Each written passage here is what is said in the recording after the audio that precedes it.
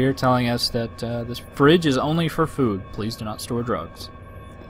But the most important thing for this particular little break room is the fact that it does give us the 4-digit code for accessing the patient wing on the 3rd floor. So with that, we are now able to continue back up to the 3rd floor and explore it fully.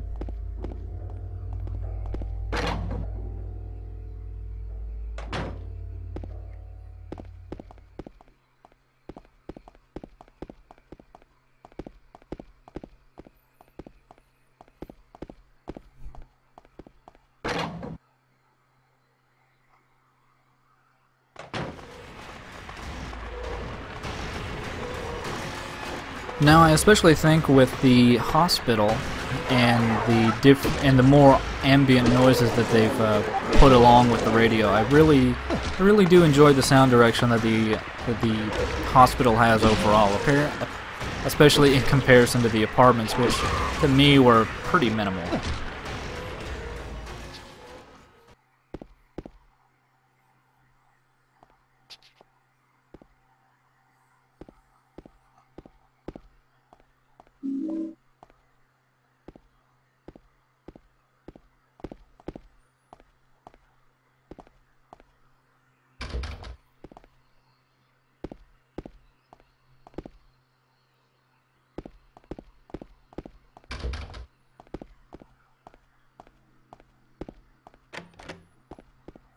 But yeah, as you can see, obviously quite a few of these doors are just completely locked and blocked off to us. And if you had just immediately come up to the 3rd floor, you'd be met with this keypad, which if you didn't have the code 7335, you'd not be able to get in.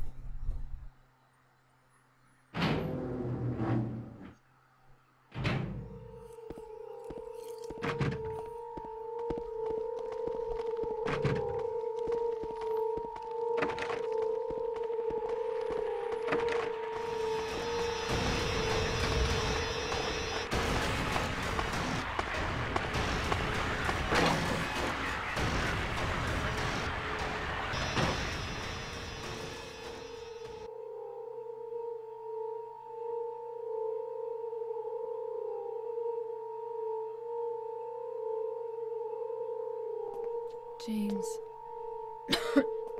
Wait a minute. I'm kind of tired.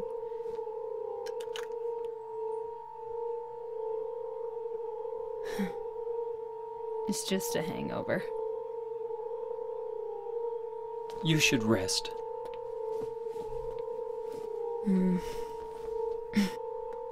So comfy. I'm gonna go look for her. For Laura. I'll be back as soon as I can. So, after we gather the roof key up, it appears that Maria is not doing too well. Whether or not those pills she was taking are actually the same drugs that are being peddled throughout Silent Hill, as referenced in Silent Hill 1 and a few of the other Silent Hill games, not exactly sure of, but it's never exactly brought up again.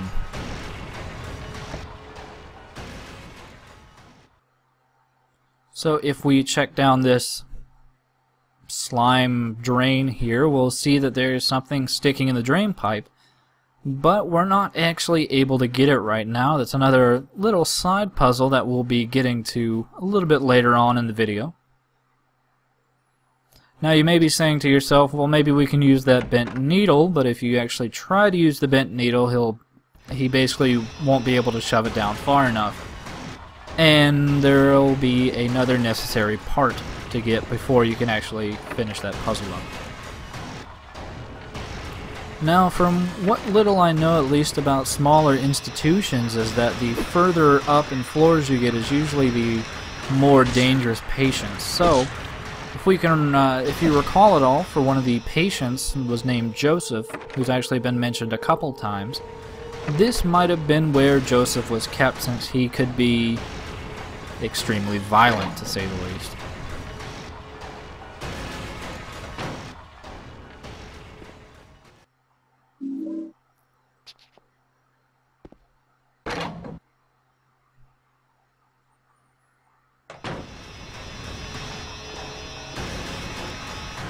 And I'm just going to show off the other attack for the pipe. It's just a downward swing. I normally don't actually like to use it because it has a little bit smaller reach and pretty much the same power, so I usually just stick to the poke.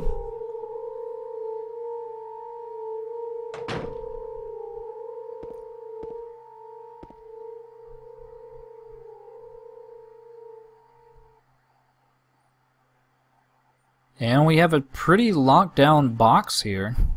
And this is actually that one puzzle I was referring to before that we needed those couple of keys for and that one 4-digit code for. I don't think that was the right 4 to use, but yeah, it still seemed that we're still missing one 4-digit number. So, you know, now that we have the roof key, I suppose it's time to go explore the roof. I will say, you want to try to refrain from going back into Maria's room unless you are, yet again, specifically going for a particular ending, as basically being a positive influence around Maria and acting like you care is really going to affect one of the endings. But there is not too much going on the roof outside of the fact that we now seem to be stuck in a solid black abyss for some reason. There is a diary over here, though.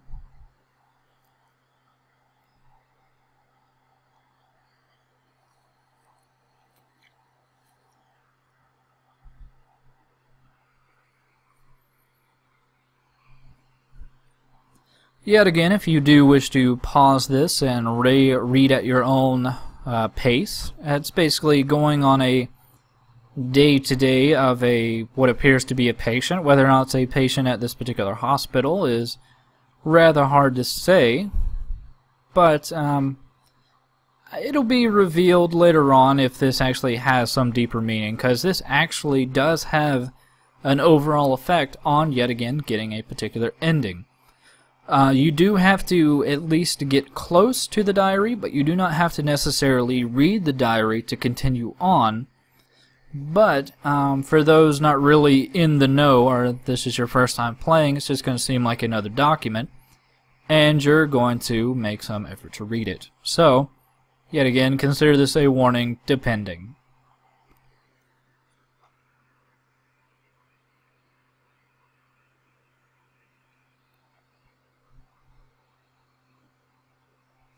So now that we have interacted with the diary, we can actually continue on off the roof.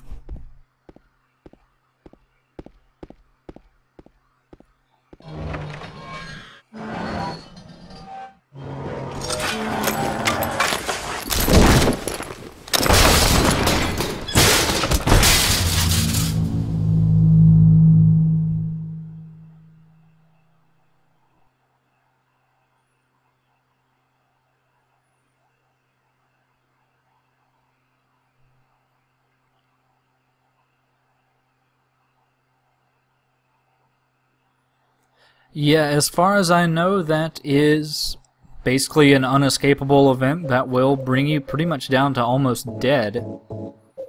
It's kind of a dick move, to say the least, especially if this is your first time playing. You think you're probably going to get into a boss fight or die or something, or even worse, it would be like a quick time event. But no, it's just a scripted event. And these are basically, for lack of a better term, solitary confinement. Very narrow, special rooms for some of the more unruly people. And one can only assume that this particular room that we're in right now was actually a room used by the guy, I'm assuming his name to be Joseph, whose room has the very locked up box. This particular code right here, as you can gather from this little poem here, is actually going to be the final code we're going to need to get into the box. Now, the hard thing about these numbers is that not only are they randomized, but sometimes they're very hard to read. Particular numbers, such as 5, can sometimes look like a 2. So it can be kind of difficult, but thankfully, through the magic of editing, we can just go straight back to the box. And I just wanted to double check because it had been a little bit of time since I actually got that first 4-digit number that I had to just do a little quick double check. But it's time to go ahead and see if we can get this box open. So we got one locked down.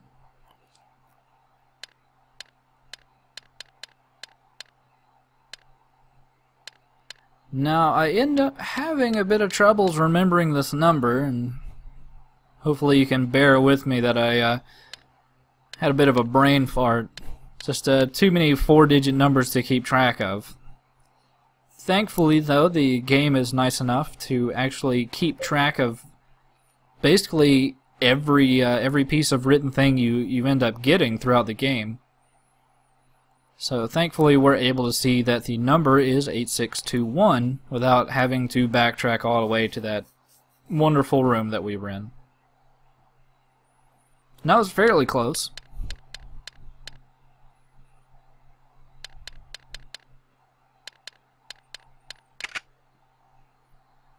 So now it's just time to use the keys.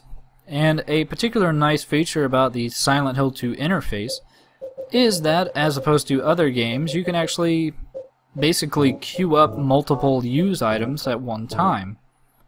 So by combining both those keys, we're actually going to be using them at the same time, so we don't have to keep on backtracking and seeing the box slowly opening. And what's our reward?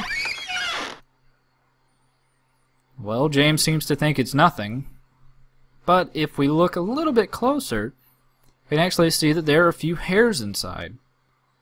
Possibly they're the hairs of Luisa, I should say. Luis is a Hispanic gentleman. I don't think he's actually a part of this game.